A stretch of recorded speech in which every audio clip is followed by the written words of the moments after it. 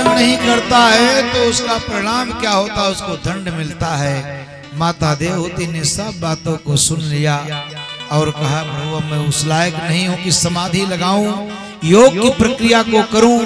अब तो मुझे सबसे सस्ता क्या लग रहा है, भगवान का नाम लग रहा है।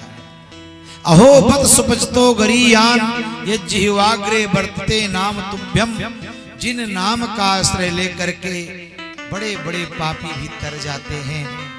माता देवहूति ने नाम का आश्रय लिया और आश्रय लेकर के माता देवहूति का शरीर प्रेम से पुलकित हो करके वही सिद्धा नाम की नदी के रूप में परिणित हो गया। बोलो देवहूति मैया की। भगवान कपिल ने माता के चरण कमलों में प्रणाम किया और कहां चले गए, गंगा सागर की तरफ। बोलो कपिल देव भगवान की जय। तो मन शत्रुपा के 3 बेटियां थीं, आकुति, देवहूति, प्रसूति। आकुति का विवाह रुचि नामक प्रजापति के साथ हुआ, जिनके यहाँ यज्ञ और दक्षिणा का प्राकट्य हुआ। देवहूति नामक बेटी के वंश का वर्णन आप लोग सुन ही चुके हैं। प्रसूति नामक बेटी का विवाह दक्ष प्रजापति के साथ हुआ। दक्ष प्रजापति की 16 बेटियां थीं। 13 बेटियों का विवाह धर्म के साथ संपन्न हुआ, एक पितरों के साथ, एक रुचि के साथ, और सबसे छोटी बेटी जिनका नाम सती है, उनका विवाह भगवान शंकर के साथ संपन्न होता है। विदुर जी ने प्रश्न कर दिया, गुरुदेव कभी कभी ऐसा होता है कि बाप बेटे में नहीं पटता है, बाप बेटे में बोलचाल नहीं होता है। कभी कभी यह भी देखा जाता है ससुर दामाद में भी बोलचाल नहीं होता है, लेकिन बेटी और बाप में तो कभी बोलचाल बंदे नहीं होता है। कारण क्या हुआ कि भावे शीलवताम श्रेष्ठो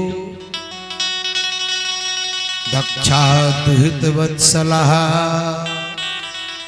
विद्वेषमकरोत् कस्मात् अनादृत्यात्मजां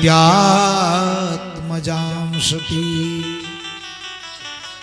बेटी और बाप से झगड़ा क्यों हो गया गुरुदेव, बात समझ में नहीं आई। तो श्री मैत्री मुनि कहते हैं, एक बार की बात है कि देखा विधि विचार सब लायक, और दक्ष कीनी प्रजापति नायक। देखा विधि विचार सब लायक, दक्ष प्रजापति नायक। अब जब प्रजापतियों का अध्यक्ष बन गया, बड़ा अधिकार दक्ष जब पावा, अभिमान आ गया। बोले महाराज लघुता से प्रभुता मिलही और प्रभुता से प्रभु दूर। दक्ष को अभिमान हो गया।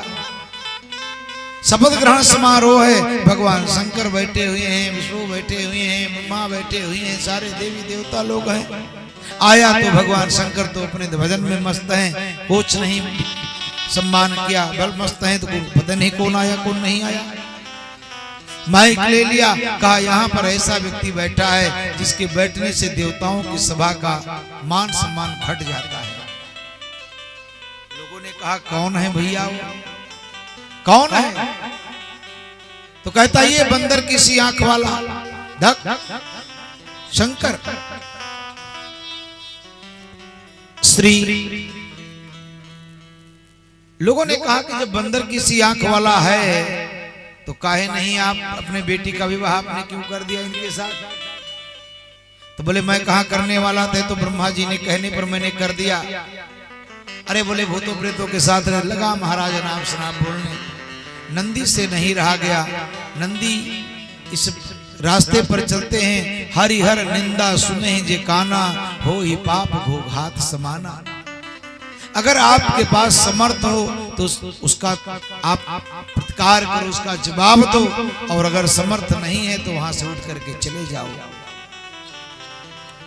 नंदी से जब नहीं रहा गया, नंदी ने कहा दक्ष जिस मुख से तुम भगवान शंकर की निंदा कर रहे हो वह तुम्हारा सर कट करके गिर जाए। प्रायः श्रापा श्रापी समारोह होने लगा। सो सारे देवता लोग चले गए महाराज।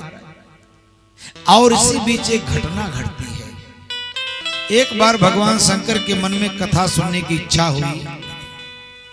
एक बार त्रेता युग माही शंभु गए कुंभज ऋषि पाही। कुंभज ऋषि के पास जाते हैं। संग सती जग जननी भवानी, पूजे ऋषि अखिलेश्वर जानी। राम कथा मुनि वर जब खानी, सुनी महेश परम सुख मानी। ऋषि पूछा हरि भगत सुहाई, कही शंभु अधिकारी पाई। कछ दिन तहां रहे गिरनाथा, कुछ दिनों तक वहां निवास किया। और निवास करने के बाद भगवान शंकर वहां से चलते हैं। माता सती गई तो थी लेकिन कथा नहीं सुनी थी। कथा नहीं सुनी तो परिणाम क्या हुआ? राम जी की कथा नहीं सुनेंगी तो राम जी के बारे में क्या जान पाएंगी? कुछ दिनों तक रहने के बाद मुनि सन विदा मांग त्रिपुरारी, और चले भवन संग दक्ष कुमारी। दक्ष कुमारी के साथ चले और उसे समेटते ही अवसर भंजन वही भारा। हरि रघुवंश लीन है अवतारा, पिता बचन तजिराज उदासी। दंडक बन विचरत अविनाशी। माता जानकी का हरण हो गया है। राम जी रो रहे हैं, माता जानकी का खोज कर रहे हैं। भगवान शंकर ने कहा जय हो सच्चिदानंद भगवान की जय। माता सती के मन में संदेह हो गया।